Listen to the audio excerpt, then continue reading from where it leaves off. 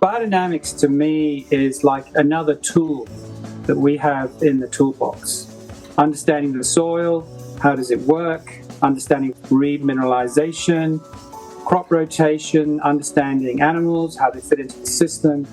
You've got to have that all as a sound management plan before. And that's really part of an organic system. Biodynamics brings in another part to the picture that really helps you see the whole picture.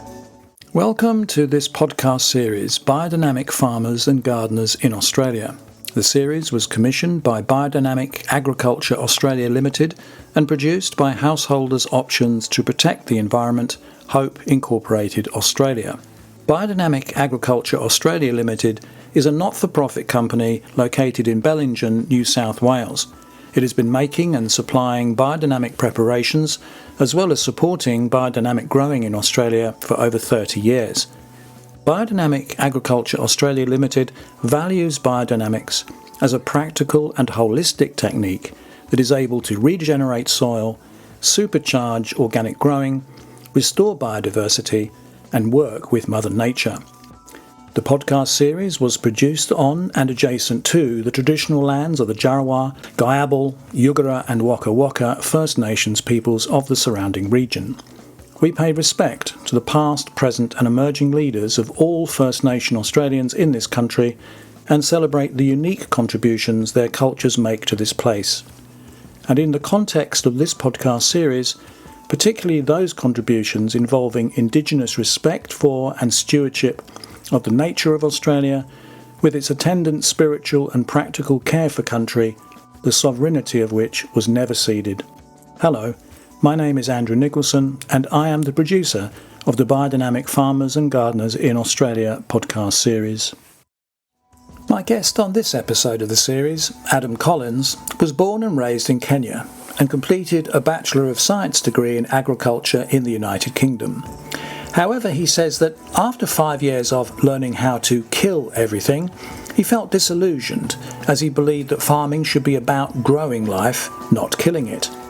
In 1985, Adam's family moved to Australia and bought a 100-acre block in far North Queensland near Ravenshoe, named Kisima Farm, the place of peaceful water. After doing some soul-searching and travelling, Adam partnered with his father on the farm in 1999 and began his systematic journey into biodynamic practice from that point on. A written account of Adam's story of biodynamic growing development is contained in an associated profile booklet of all the guests interviewed for this podcast series. So, a very warm welcome, Adam. I'm really looking forward to our conversation today. Thanks, Andrew. Good to be here. Let's start the conversation about your biodynamic growing journey and the mixed farming work you carry out there on your property up in far North Queensland through you giving a fuller self-introduction. So can you give us an overview of your property and the work you do on it? Just set the scene by describing its main characteristics and your work there. So we're situated up on the Atherton Tablelands, which sort of encompasses 4 actual tablelands, and we're on the southern end of that, which is known as the Evelyn or the Evelyn tablelands. And the farm that we're on is 100 acres. It's got predominantly basalt, but it's been an area that's had a lot of water flowing through it over the years. And so a lot of it's got a lot of clay in there as well that's been deposited. So the basalt was two flows. One was 7 million years ago, and one was 3 million years ago. So relatively young geologically. And we have sloping down to a drainage creek in the middle, roughly in the middle of the property.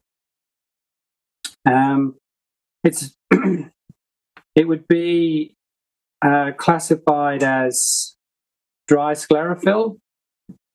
We are not far from rainforest, so we're kind of on the cusp. It's like we've got a bit of everything, which originally was quite a challenge, but I actually see that as having fantastic diversity.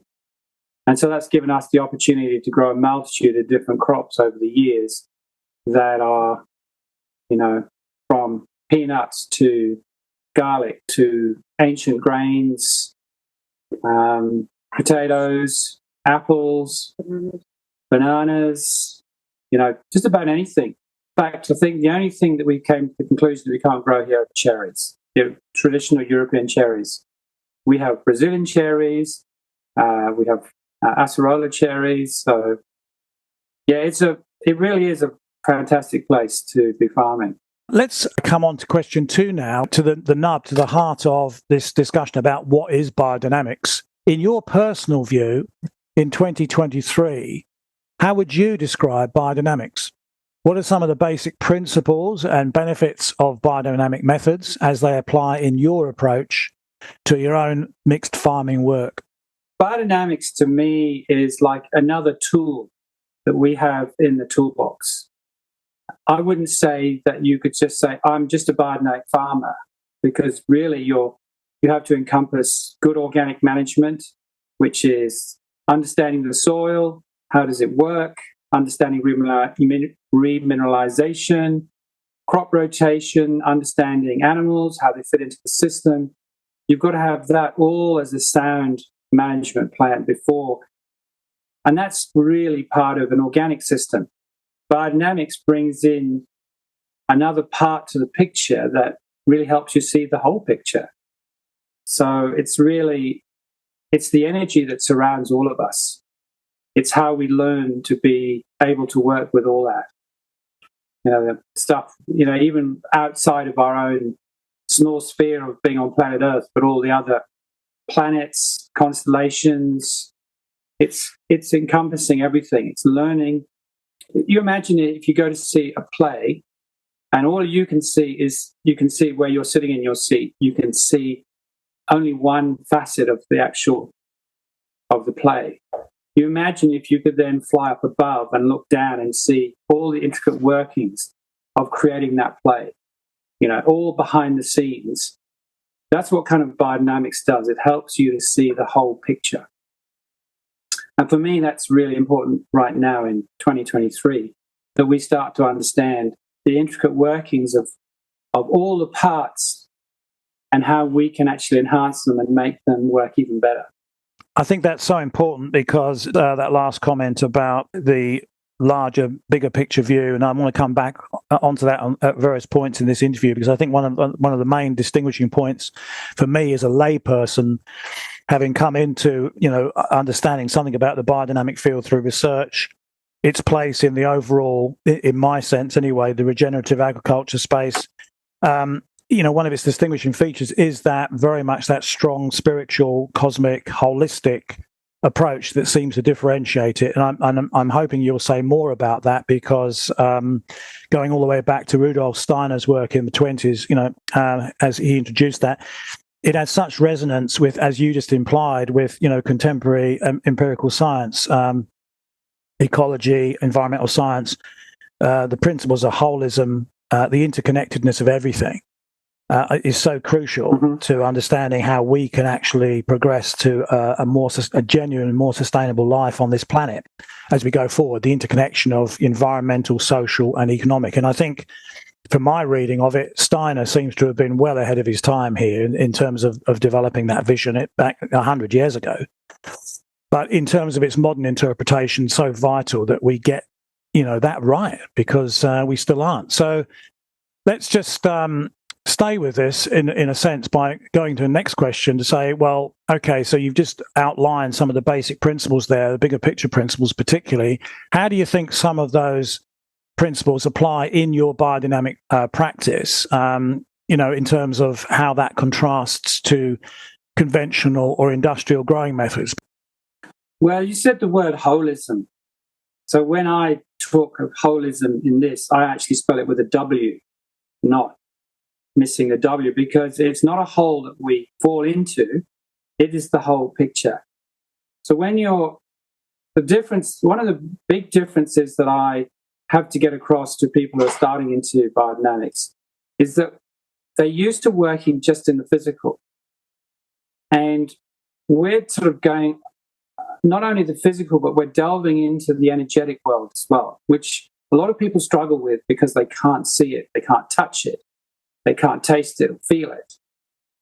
And this is the area where biodynamics differs, in my book, the most from any other form of agriculture, in that we are starting to work in a realm that is, in science world, is still anathema.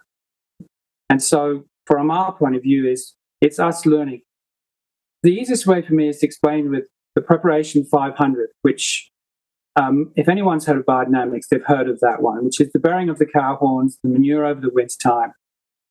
If you imagine that you've got a piece of land, the thing that you want it to happen is you want to be able to encourage the microorganisms to flourish in that piece of ground, because we now know in the science world, we know that the microorganisms are the most critical factor in everything, including us. In fact, they say that we are more microorganisms than we are human. So if you imagine you've got a field, a paddock, and you want to encourage them to come in. So when we make the 500, when we do the stirring, it's like you're putting out an energetic pattern of a 5-star resort, which would encourage them to come in. So that's a really easy way to think about it. When you're putting out the 500, you're putting out an energetic pattern that is like equivalent to a 5-star resort for microbes. So now you're starting to go, okay, well, so I can't see it, I can't feel it, can't taste it, whatever. But you start to see the results happening because it works. And you're starting to work on a different level. The more that you surround yourself with these energetic patterns which are beneficial, it actually helps you to change as well. It starts to help you unlock your true potential on an emotional, physical, and spiritual level. Can you tell us a bit more about these fundamental preparations so important to biodynamic work? Well, to really understand the preparations, you've got to look at them from the physical point of view and the energetic point of view. So the physical point of view of when these preparations are made, and they're made in a quite strange ways, which is where I think some of what people find a little bit odd about biodynamics. And I think you just got to go beyond that and look at, we're trying to create balance. And so each of these preparations is made in a specific way. And I won't go into each one because we don't have the time, but if we can get an understanding, these preparations are, on a physical level, they are the most amazing amount of different forms of biology. So when you use these, you're using them as an inoculant. You're basically putting in a small amount that we can then grow into a large amount. And we do that through the stirring process that we do. But that also works on an energetic level too. It's not just a physical level.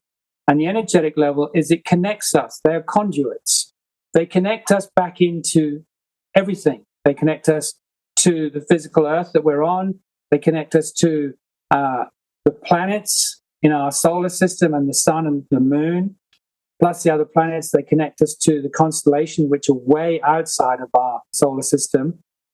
They connect us into the energies that are coming from those planets all the time and how we can utilize those energies in order to enhance what we're doing from the point of view of our growing, for building soil, growing food, our health, our well-being of everything on the farm and in our community.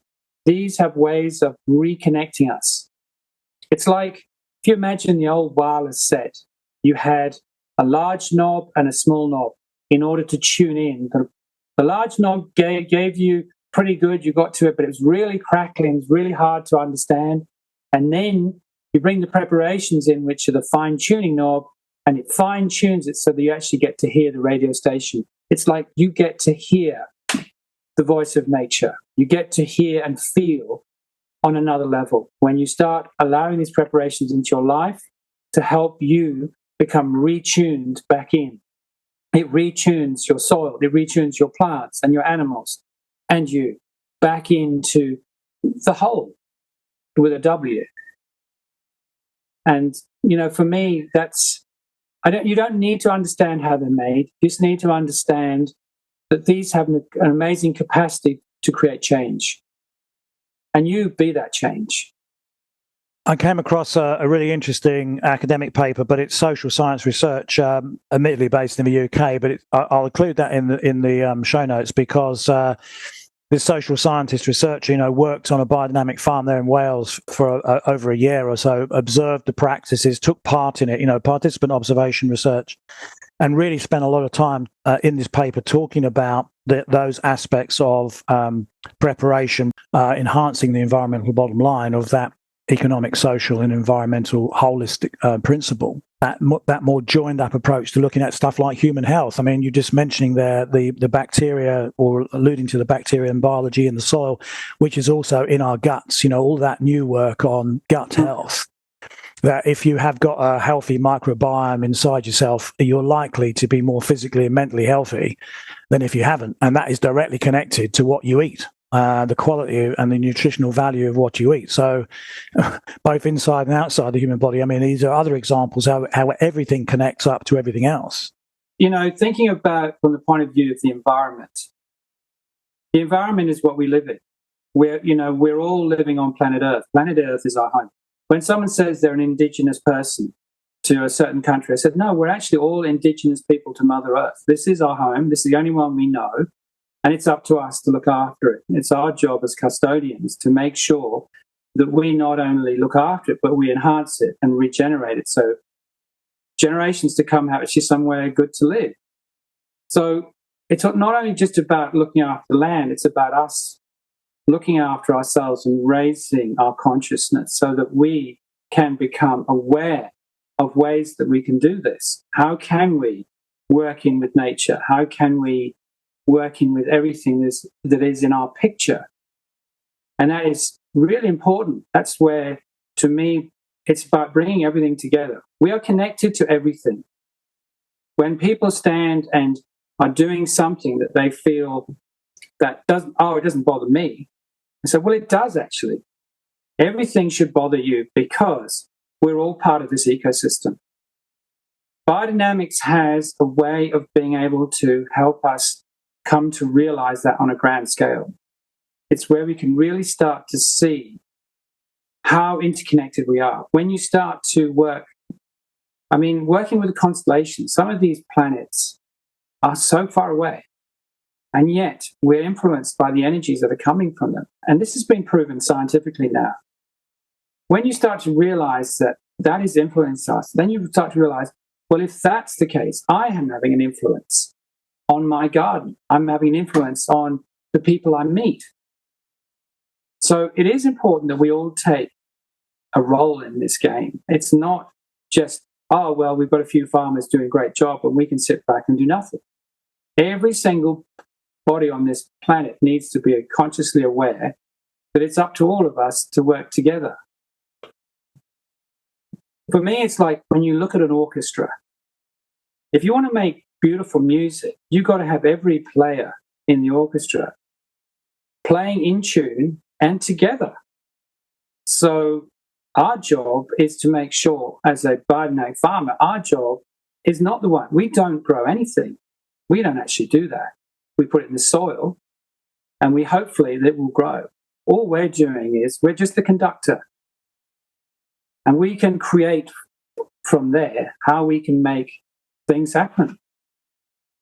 But we have to be present and we have to be part of, not apart from.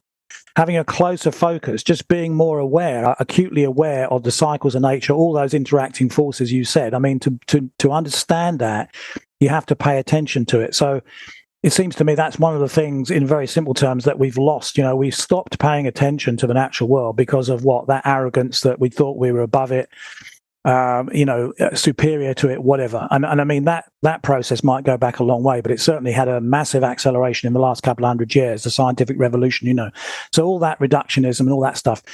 But trying to bring back that sort of closer understanding of focus, appreciation, observation, call it what you will, of the natural world, in order to get into more of a harmonious relationship with it. And you touched upon the indigenous side there, and we're all indigenous, but also, again, the parallels with existing indigenous cultures around the world, be they in Australia, North America, Europe. They're so clear, aren't they? This is what a number of these indigenous cultures have done in terms of working with nature. Their care for country, the care for country philosophy of... You know why, when you look at indigenous people, why they are so connected? is because they care. They still care about their belonging to that piece of land. That's where, if you truly go and have a look at Indigenous people, they have an understanding that they don't own, they belong to, and therefore they are part of, they are very connected. If you, just going back to that bit where we have, humans, especially people who are very caught up in the Western chemical world, have this belief where we've become so disconnected from nature, have this belief that we are the superior ones. We are king of the castle. Well, we are right at the top. You know why? It's because we are dependent on every single thing below us. And everything below us is not dependent on us at all. When you take that in, put that into proportion, you start to realize, my God, we have to change our attitude. We have to start looking at going, everything on this planet is actually dependent on us playing our part, to be the custodians, to be the caretakers, not to be the arrogant one who knows it all, but to be humble and understanding that we are part of all of this and we are totally dependent on it. And without spending time and going into it, I'm a great fan of the history of ideas, but there are plenty of examples that have been well researched and written up of various civilizations back in time that didn't pay attention to those principles and paid the ultimate price of the collapse of their civilization. Coming back to your cycle, Adam, let's go back in time now and tell us more about how you became involved with biodynamic farming. I always think it's interesting to hear something of the personal human interest story behind the innovative people, the person who is helping to progress new ways of doing things. In your case, biodynamic and regenerative forms of agriculture. So, what were the early learnings, influential people you encountered along the way? How did you develop, your clearly present drive, passion, and way of responding to challenges, that sort of thing? So looking back, how did you get involved? What's your story here, Adam? I studied for a degree in pure agriculture in the UK, came out very disillusioned because it was full-on chemical farming. It was about killing everything. I then spent quite a few years traveling around the world looking at ways that you could, indigenous ways of agriculture, but also looking at ways of developing my own self. And it was some time before I came home. And then I went into partnership in the mid-90s with my father on the farm here. And when he posed that to me, he said, he started the tea industry up here on the Tablelands back in 85. And he was a chemical farmer. That's what he knew. And I said to him, well, if I'm going to be doing the work on the farm, I'm not using chemicals. Well, he said, well, you better look into ways you can do it otherwise. And a friend of mine who is a biodynamic farmer suggested I contacted the National Association, BAA, Biodynamic Agriculture Australia. And I spoke to a lady there called Cheryl Kemp. And she was very excited at the time and said, you've got to come. We're going to India in a week. And I was like, wow, okay. My father said, well, you better go. So within a week, I managed to get a visa and I was on a plane. And I spent a month traveling around South India with Peter Proctor, who became a great mentor for me. And it was studying tropical biodynamics. There was a belief that you couldn't really do biodynamics in the tropics. You couldn't make the preparations in the tropics. Had to be cold, had to be this, had to be that. Anyway, Peter showed me around India. He showed me the possibilities. And I felt that I'd come home. I felt I'd found what I was looking for. And so when I came back here with that excitement, before I knew it, suddenly I was the chair of our local group, which was just about collapsed.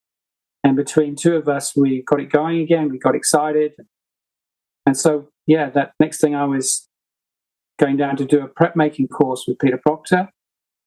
And, it sort of just started the journey from there. And it's just, the reason it meant something to me was because I could see where I'd been and where I was going. I could see the possibilities of what we could do with this.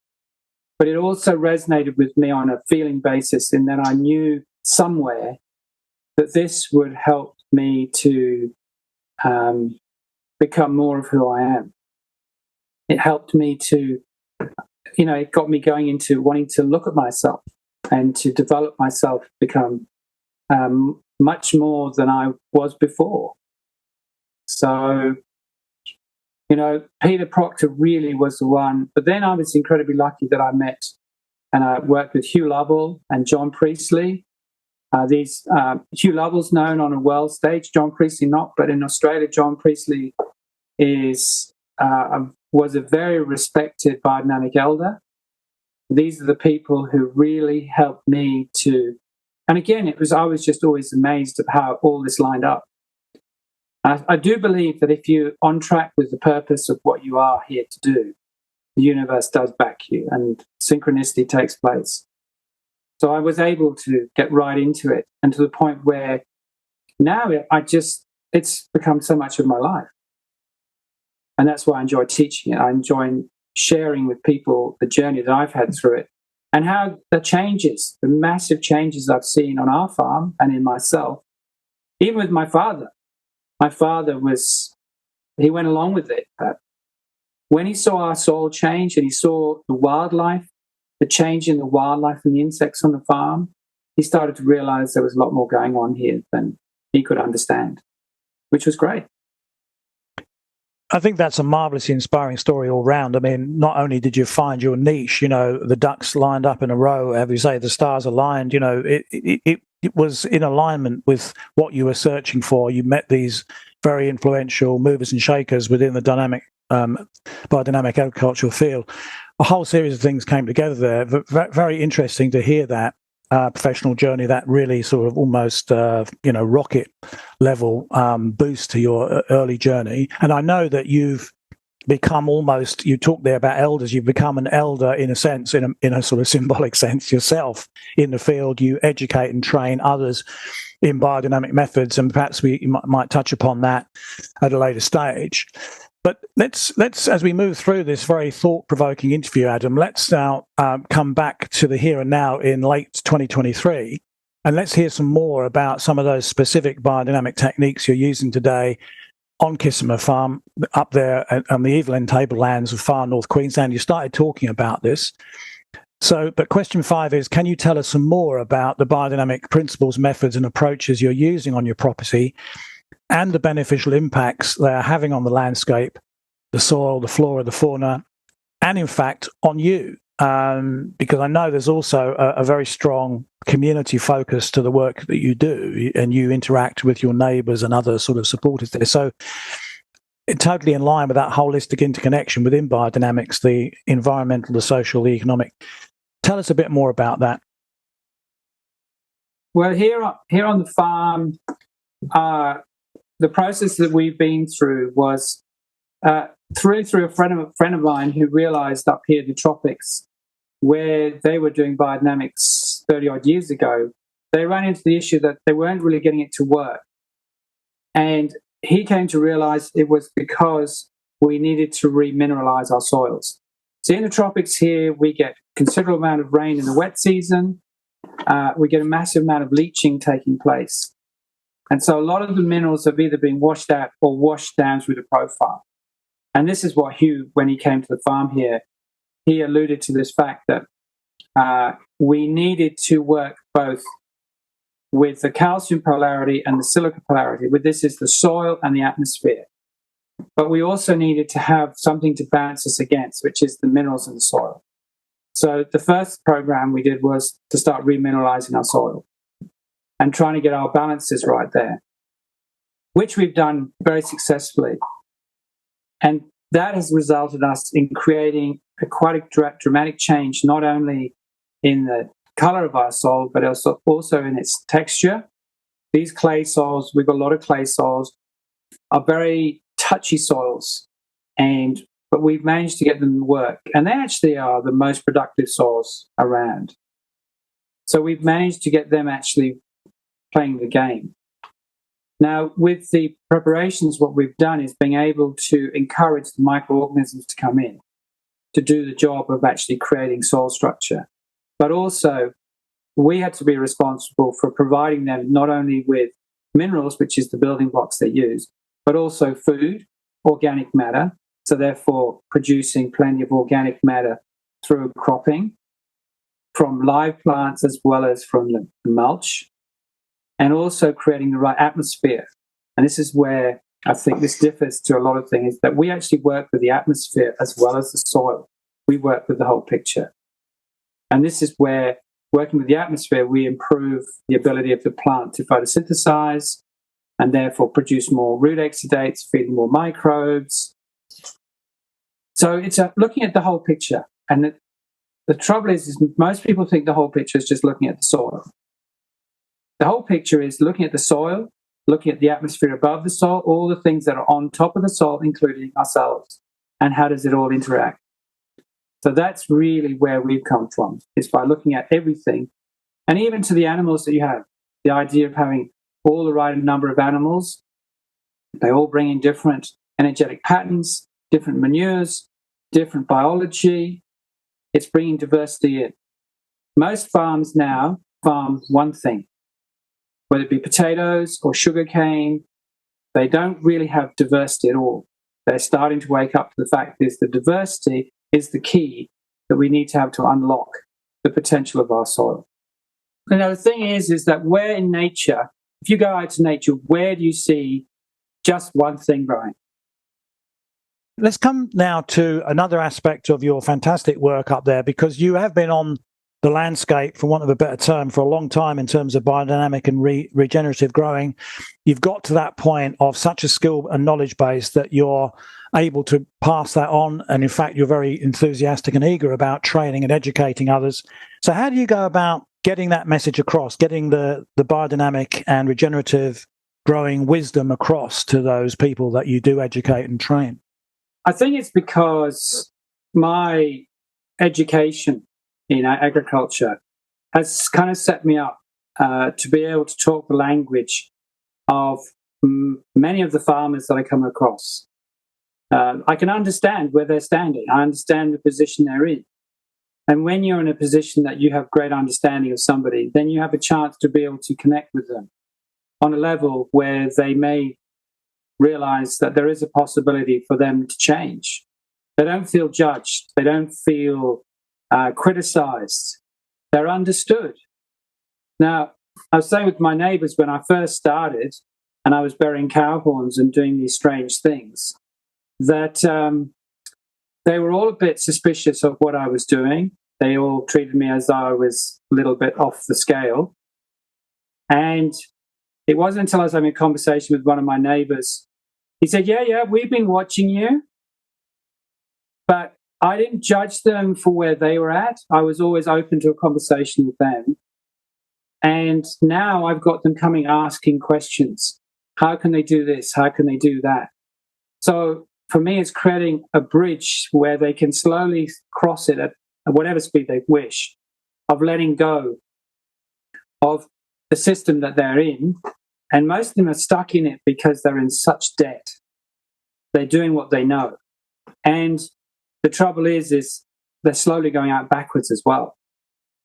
So for me is to have the empathy and heartfelt feelings that they're not in a good place, and to be able to help them with any way, no matter how big or small. So I've traveled around. I traveled with Cheryl Kemp for quite a long time around Australia doing biodynamic workshops. And I felt that I did have some effect. But I think the real effect I've had is more just with people in a conversation. We've done workshops up here, but it's when we're doing our preparations, like the burying of the cow horns. When we have a group of people, we make it open to people to come along for the day who want to experience what it's about. And having conversations, sitting around a bucket of cow poo with a few horns, you can drum up quite a conversation. So that way you start to make it real for them. If you start reading Steiner's work, it can be really off-putting because, first of all, There's something lost in translation. It's translated from the German, and it was 100 years ago. He spoke a different way, and in the language that a lot of people don't understand it, and it turns people off straight away. So my job has been to make it totally usable to people today. And it's not that complicated. It's not that complicated, but it's a bit odd in that we bury cow horns for starters.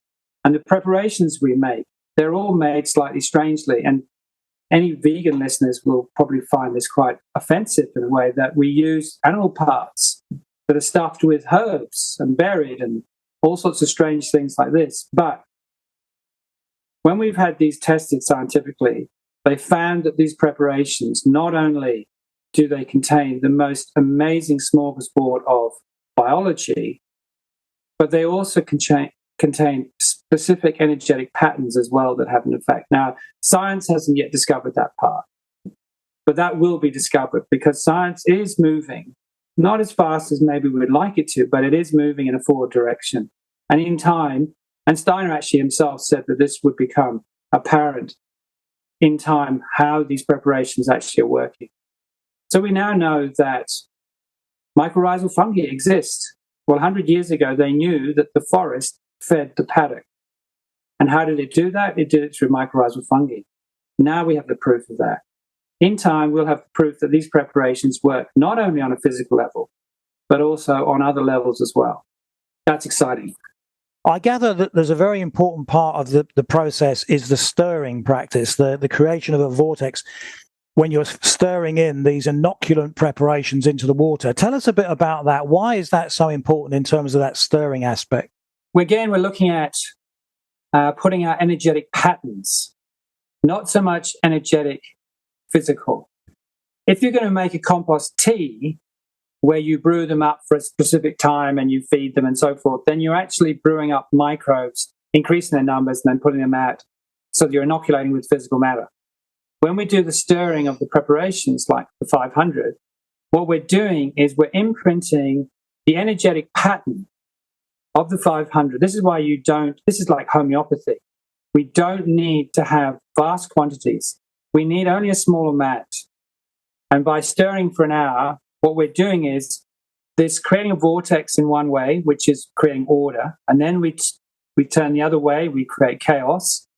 And then we create order in the other direction until we form a vortex. And we go backwards and forwards with this. Order, chaos, order, chaos. Everything to evolve needs order and chaos in balance. You get somebody who lives in order, they very rarely do they move outside of order. Someone who lives in total chaos, they very rarely move out of chaos. When you bring those two into balance, that's when things evolve. So what we're doing is we're causing the water to evolve to take on every molecule of water becomes the carrier of the energetic pattern of whatever it is you put in there. In this case, the 500. That's why we only need 35 grams per acre. When we do the stirring, we're imprinting the energetic pattern of the 500 on every molecule of water. When we go and spread that out, we only need 1 drop per square foot. Energetically, that just moves right out like I don't want to say like an explosive force, but it's like it moves. It's not stuck in the physical. It moves out. Great example is you go and have a look at a biodynamic farm that's been in practice for some time. How far has that crept into their neighbors? Because it's not captive in one spot. It's not like you put it there, that's where it stays. It moves, it's growing, it's a living force. So that's what we're working with. We're working with forces, these living forces that enhance life, stimulate biology, create soil structure. So the stirring is one of the fundamental things. And it's actually, people say you've got to stir for an hour. Gosh, that's a long time. But most of the people I know, when they start stirring, you say, it's an hour. And they go, already? I said, yeah, it's meditative. Mm. And it's great to get a group of friends around. And we've got some great stirring circles up here in the north. Every month they all get together. Those conversations, they all take it in turn. And they all then take a piece home, a bottle of stirred 500 for their garden. It's a social event. it's a community event. It's bringing everyone together, this conduit, these preparations. You don't need to have very expensive equipment. You can start with a bucket, and you can make a broom out of a few branches with some leaves on it, and you're away. You've started. And you can walk around, you can stir it, and then you can walk around the garden or wherever it is, putting out, because it's just, you don't have to hit every bit of ground. It's easy. It's not hard. But this bigger picture aspect to biodynamics, staying with that, the last few Q&As we've been talking about that. Let's just stay with it for one more question around, the early origins of this very interesting set of philosophies, including agriculture, Steiner's work, but as it's melded into 2023 and the 21st century needs of language and ideas and concepts that need to be refined. But nonetheless, that spiritual cosmic side, the cosmic elements, the bigger picture elements of biodynamics. Do you want to say anything more about how you've actually incorporated the spiritual cosmic aspect of biodynamics into your work in 2023 onto the farm there? When you mention the word spiritual, it can be a red flag to a lot of people because they're immediately associated with religion. And when I say spiritual in the sense of in biodynamics, it's nothing to do with religion at all. It's about the essence of who you are. It's about some would say, it's when you really find yourself in that happy space where you feel totally contented with your life.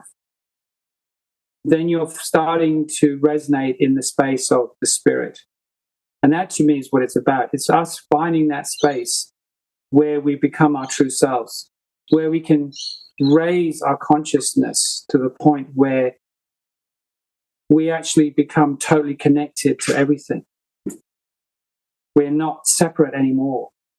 We have a greater understanding. The easy way for me is to liken this. If you've seen the film Avatar, when the avatars, when they actually, with their ponytail, connect into the ground around Mother Iwa, the sacred tree, it's like biodynamics in ways like that. It's where it reconnects us into everything. It gives us a sense of belonging, a sense of purpose, a sense of our true identity.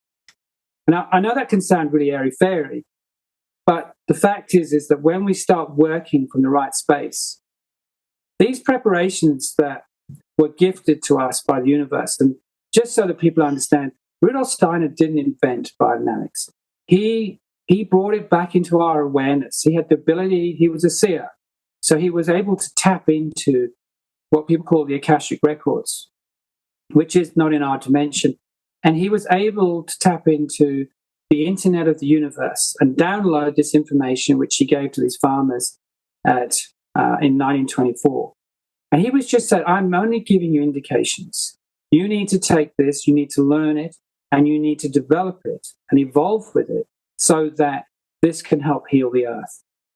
And so for us, it's like, this is a way that we can not only help heal the earth physically, where we can improve the soil structure, the water holding capacity, the plants that grow on it, the energies, harvesting the energies from all the planets, from the cosmos, from the constellations, being able to grow healthy plants and healthy animals so that we can have healthy human beings. This is all possible even in a backyard. This is not something that's exclusive to big farms. This is open to every single person, even a window box. You can treat biodynamically. You can start growing your lettuces in a window box biodynamically, and you're on the 5th floor of an apartment block. This is open to everybody. It's not exclusive at all. And all it needs is just a certain amount of belief in yourself that you can create this.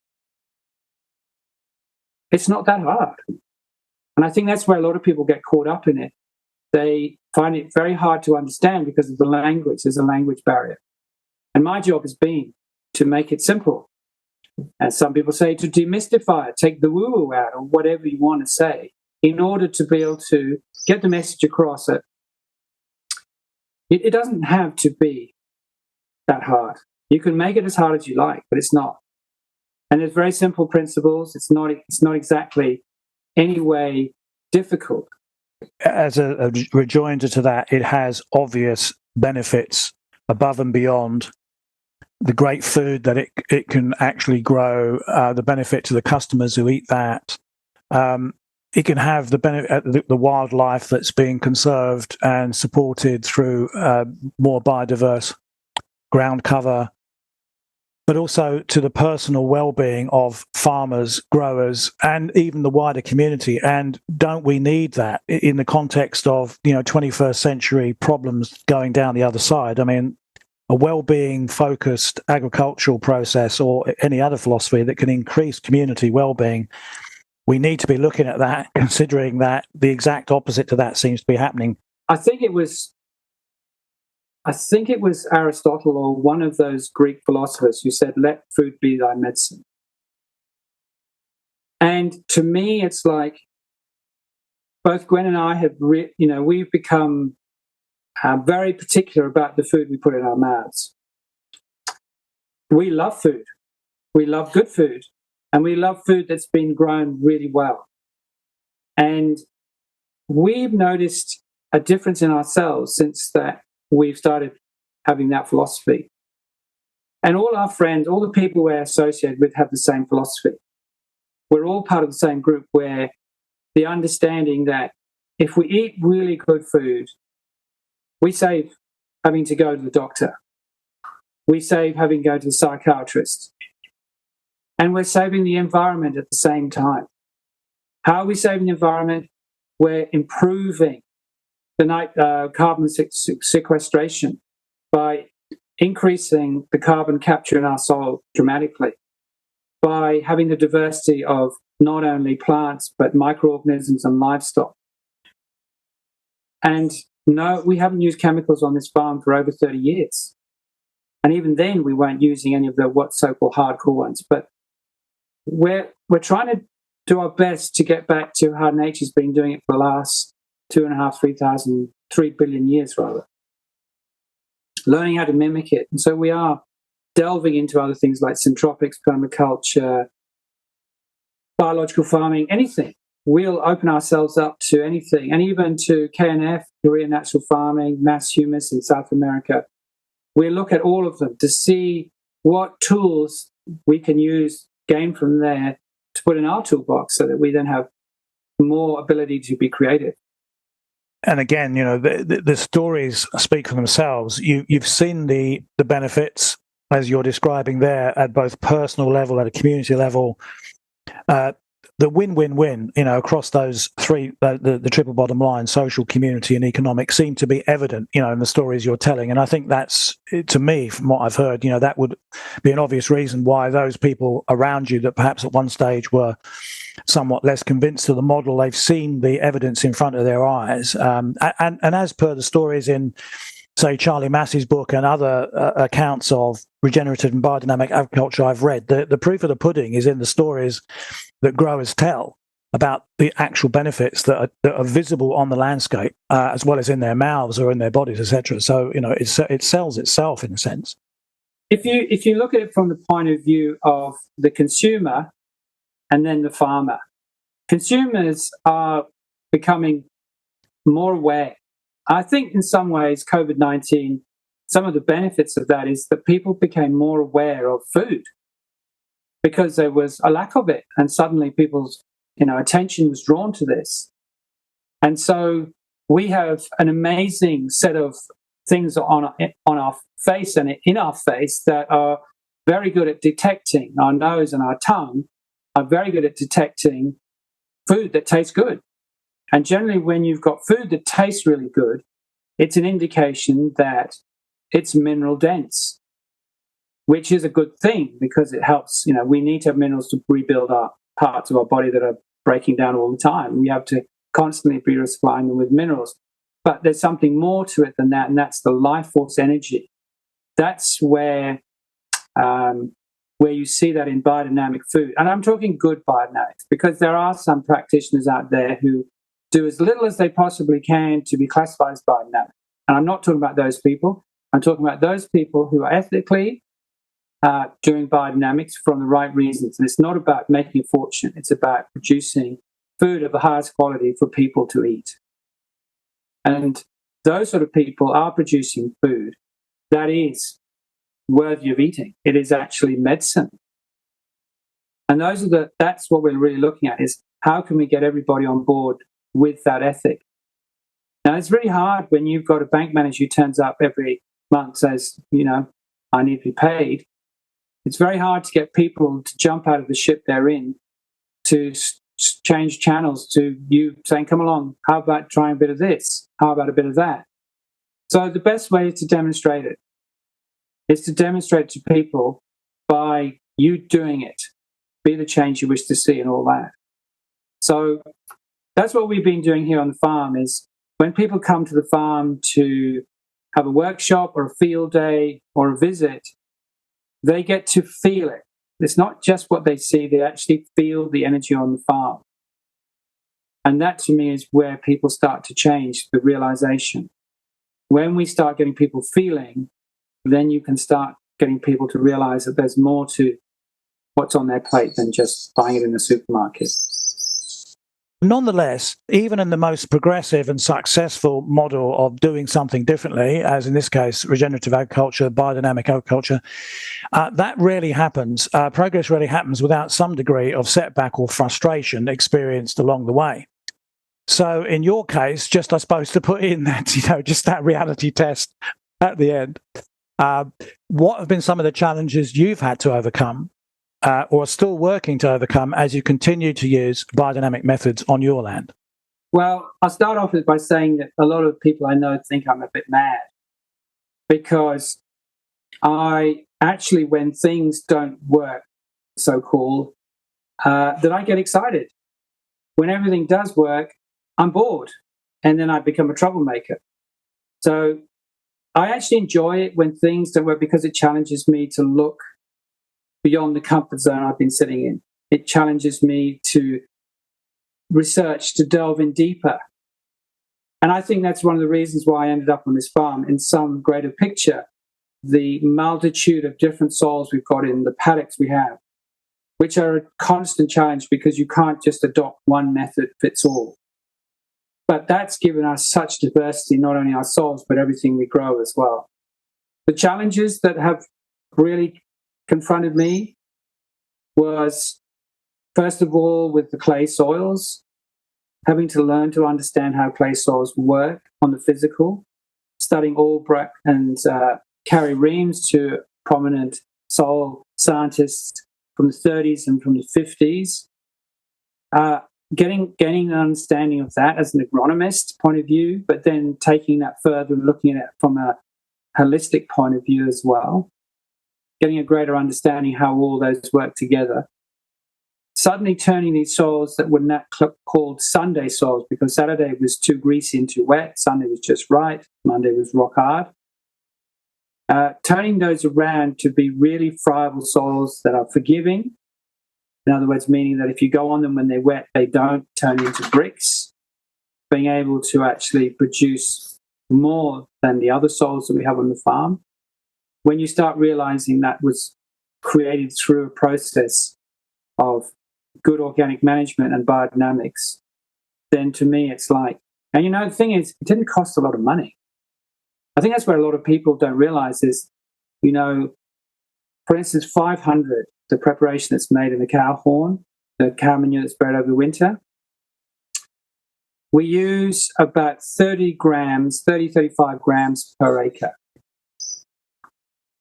And it's stirred in a specific way, which we explain when people come along. But that would cost you probably anything from about $2 to $4. Now, that can have a dramatic effect. But where people fall down on that is it's not just thinking, oh, that's it, I fixed everything. No, you have to be very present. You have to have the right intention, but you also have to work in the physical as well. So if you need remineralizing and so forth. But once you start that ball rolling and you keep it, it doesn't take a lot to keep it rolling. And so that's where people, I think, struggle with the fact is it sounds too simple. But it is. It's like nature is not a complicated thing. That's an ego-based thought pattern when we have to make it really complicated because it makes us then superior. And it's not. One of the keys is long and thoughtful observation. It's observing. It's, when I first started, John Priestley said to me, he said, the most important tool you need to get hold of is a pair of binoculars. And I was like, yeah, why? And he said, think about it. And I was like, he said, what do binoculars do? And I said, oh, they take things that are far away and they bring it into your visibility close up. He said, exactly. He said, you need to learn how to see. You need to learn how to see what you cannot see. And when he said that, I started looking at everything in a very different way.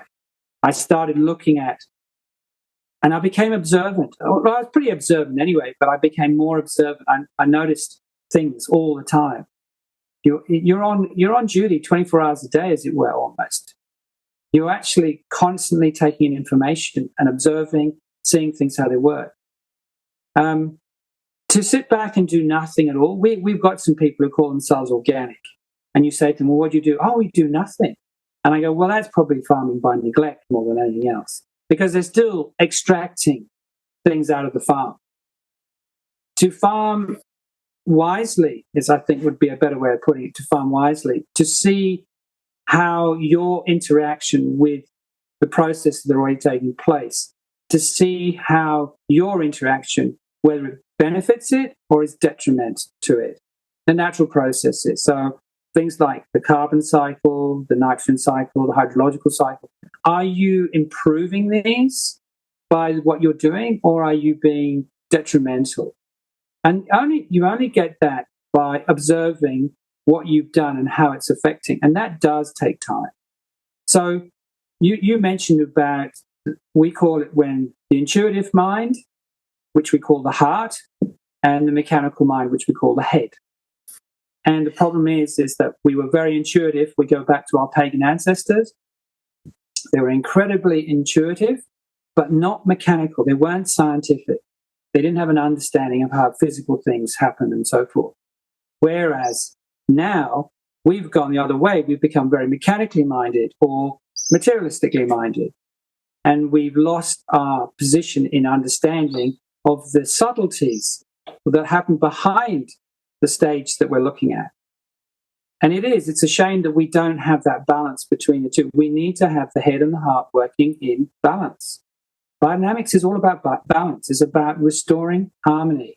When something's out of balance, it's in disharmony. And that's what we're trying to do, is we're trying to bring the balance back. And at the moment, in Australia, we've got a lot of disharmony in our atmosphere. This is why we've got, not many people getting rain, because there's lack of organization in our atmosphere. It's out of balance as well. And we have to understand that the balance is not purely on a physical level, but it's also an emotional and spiritual level as well. I maintain a wise, observant vision, and I suppose that sort of links nicely to, as we move through this excellent, fantastic interview, past, present and future, moving to the future. What's the vision there for you, Adam? The question here being, what does the future hold for you and your property? For instance, do you have any exciting new projects in the pipeline? How are you seeing the property developing over the next, let's say, short to medium term future, 2 to 10 years? And what do you think is the future of biodynamic growing more generally, perhaps in Australia? Any response to any of those questions that you might want to give? Well, we're all laughing here because when you said future projects, we've got projects coming out of everywhere. It's a case of, and this is where Brandon's really good at, he's a project manager, pulling this all together so that we can actually make it real. Our vision is to take the farm. My dad passed away earlier this year, and he had a very set vision of what he wanted to see. Now we've got the freedom to be able to move where we want to go. And both Gwen and I have had, since we were very, very young, the dream of creating what we call Old MacDonald's Farm, which is a classic biodynamic farm. It's a totally mixed farm. It's got the balance of everything, from the animals to the poultry, to the wildlife, to the wetlands, to people. People. We forget this so often. We talk about everything else, but we forget people.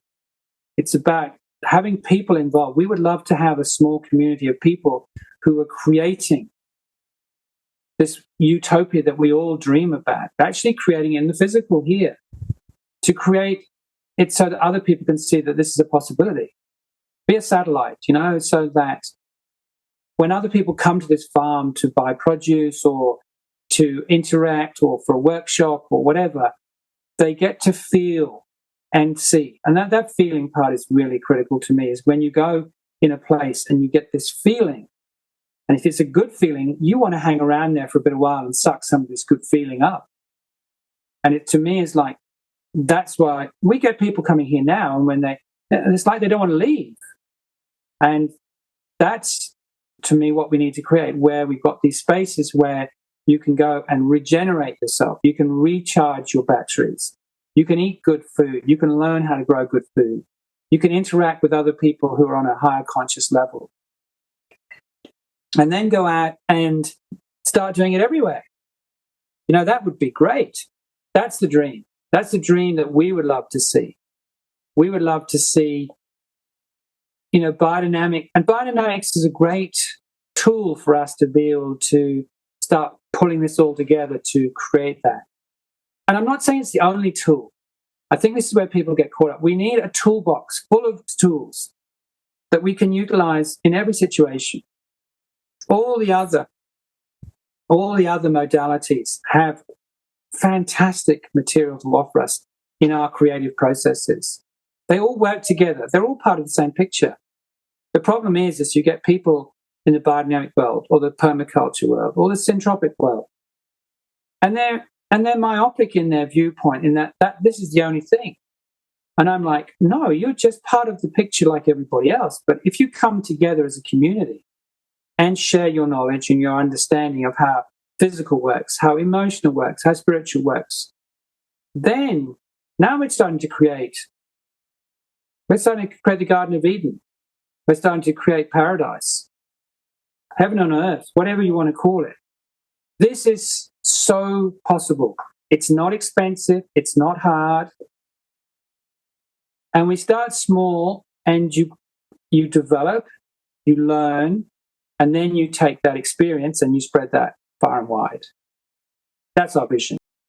Well, Adam, that vision, that future exciting, inspirational vision, I think it leads nicely, segues, as they tend to say, don't they, into this next question. You've already started answering this, is a short take-home message for listeners, perhaps a few sentences or so, which could help distill your ideas, reinforce what you've talked about today for the audience. Do you have such a take-home message?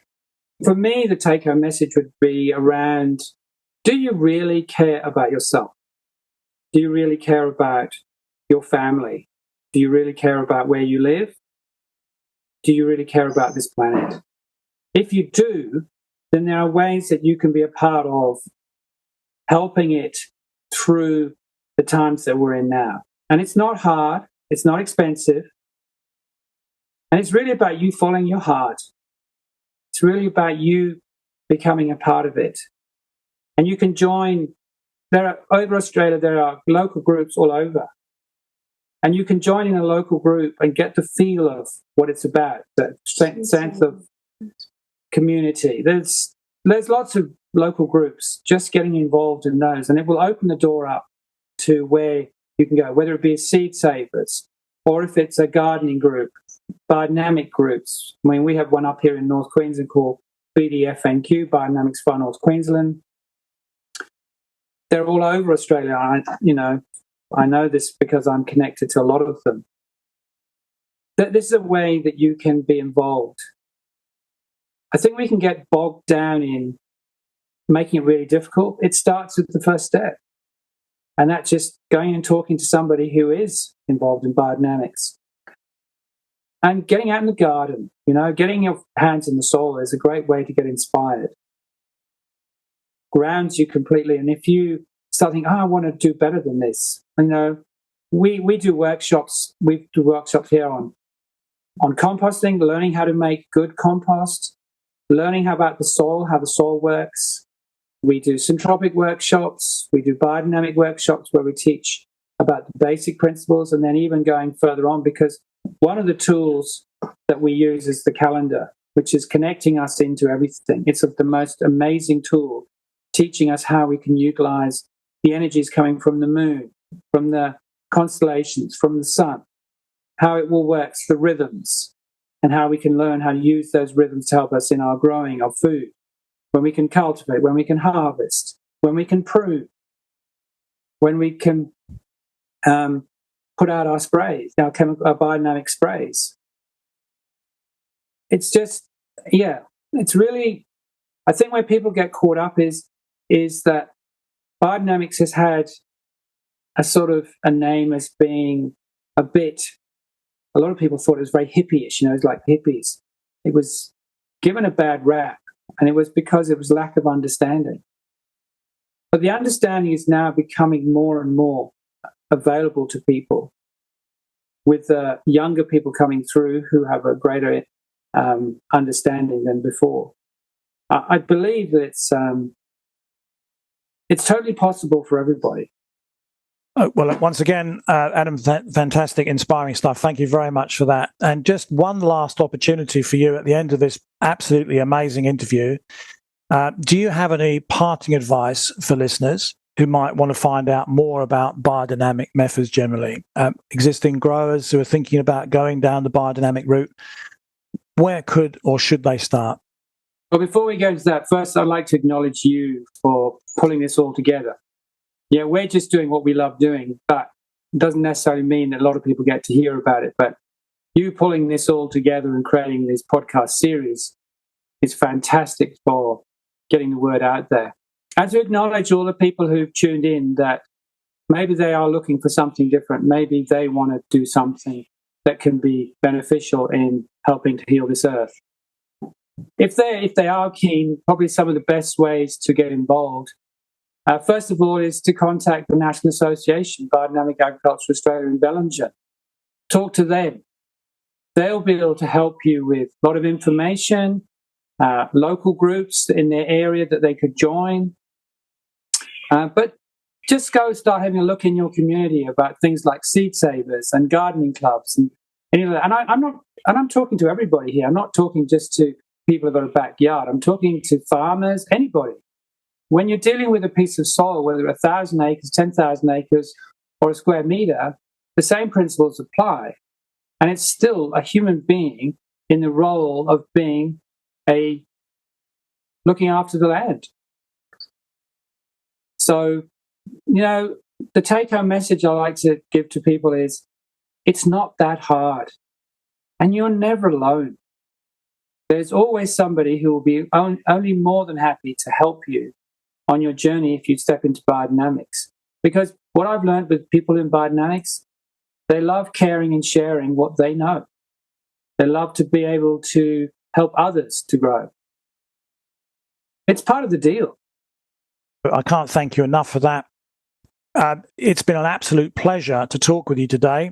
I'm sure you've given our audience some thought-provoking ideas which will help their next steps towards learning more about the subject of biodynamics or building an actual practice based on those fascinating and environmentally protective methods you've described. Your unique story today, along with those of other guests in this series, is clearly going to help raise awareness of some of those environmentally protective values of biodynamic growing practice in its ability to regenerate the biological health of soil, supercharge organic growing, restore biodiversity, and work in harmony with Mother Nature. And so, Adam, for the moment at least, it's sadly time to say goodbye. On behalf of both the podcast production and support organisations which made this podcast possible, that is Householders Options to Protect the Environment, Hope Incorporated Australia, and Biodynamic Agriculture Australia Limited, I want to thank you very much for our conversation today. I just want to thank you, Andrew, for inviting me on this show, which has been inspirational to me as well as I hope it's inspirational to other people. And thank you for the work you're doing. Thank you. You've been listening to an episode in the podcast series Biodynamic Farmers and Gardeners in Australia. The series was produced by Householders Options to Protect the Environment, Hope Incorporated Australia, with the generous funding support of Biodynamic Agriculture Australia Limited. It has been a pleasure to help raise awareness of some of the environmentally protective values of biodynamic growing practice in its ability to regenerate the biological health of soil, supercharge organic growing, restore biodiversity, and work in harmony with Mother Nature. Please consult the episode show notes for possible follow-up material on topics discussed in interview and any relevant contact details should you wish to respond to anything you have heard. And if you enjoyed the episode, please consider promoting it across your networks and giving it a positive rating in your preferred podcast app. You can also give us feedback via the short 5-minute online survey using the link also available in the show notes. My name is Andrew Nicholson, producer of the series, and thank you for listening.